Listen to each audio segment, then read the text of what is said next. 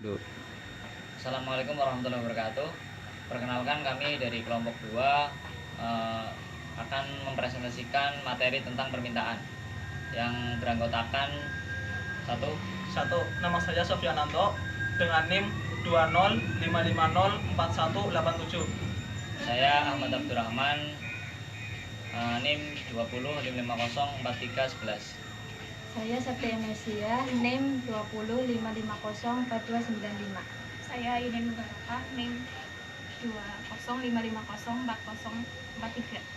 Saya Asfiatur Rahmah, NIM 2055044039. Permintaan adalah keinginan konsumen membeli suatu barang pada berbagai tingkat harga selama periode waktu tertentu. Permintaan dapat dibedakan menjadi beberapa kelompok. Yang pertama, permintaan menurut daya beli. Yang kedua, permintaan menurut jumlah subjek pendukungnya. Yang pertama, permintaan menurut daya beli terdiri dari permintaan efektif, permintaan potensial, dan permintaan absolut. Yang kedua, permintaan menurut jumlah subjek pendukungnya terdiri dari permintaan individu dan permintaan kolektif.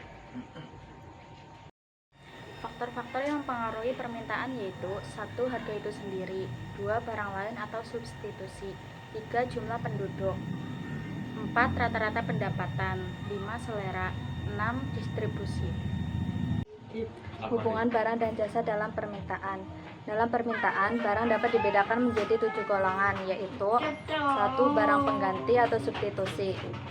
Barang pengganti adalah barang yang bisa berfungsi sebagai pengganti satu sama lain ketika harga suatu barang meningkat.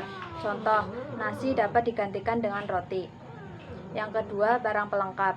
Barang pelengkap adalah barang-barang yang biasanya dikonsumsi secara bersama.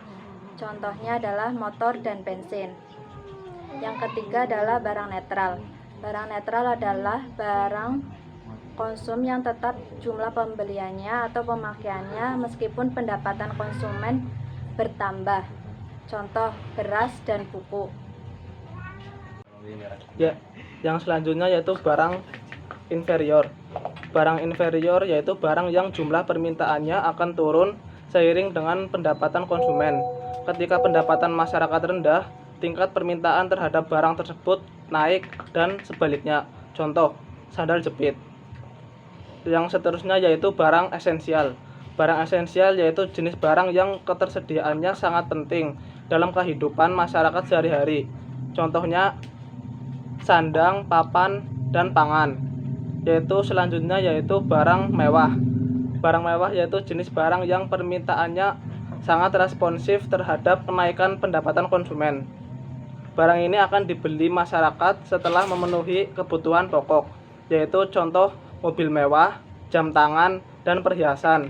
Selanjutnya yaitu barang normal. Barang normal adalah semua barang yang permintaannya akan bertambah ketika pendapatan masyarakat bertambah, yaitu contoh gandum, beras, teh, dan kopi. Selanjutnya, hukum permintaan.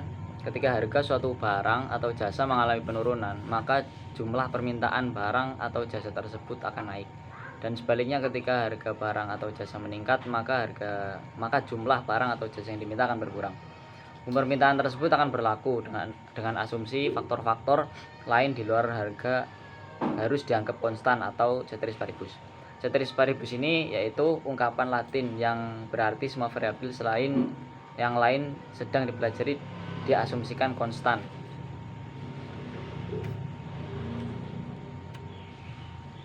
Selanjutnya, kurva permintaan. Dalam kurva permintaan, kurva atau diagram yang menggambarkan sifat hubungan antara harga suatu barang tertentu dengan jumlah barang tersebut yang diminta para pembeli yang melambangkan skedul atau hukum permintaan. Seperti yang ada pada gambar grafik permintaan seperti yang kita ketahui turun ya dari kiri ke kanan bawah. Selanjutnya pada tabel sebelah kanan, contoh tabel penjualan es krim. Ketika harga 20.000 maka kuantitas permintaannya 2. Ketika harga 15.000 permintaan menjadi 4. Ketika harga 10.000 permintaan menjadi 6, dan ketika harga 5.000 kuantitas menjadi 5. Seiring turunnya harga dari suatu barang, maka permintaan akan semakin banyak. Kami presentasikan, kurang lebihnya mohon maaf. Wabillahi taufiq wal hidayah. Wassalamualaikum warahmatullahi wabarakatuh.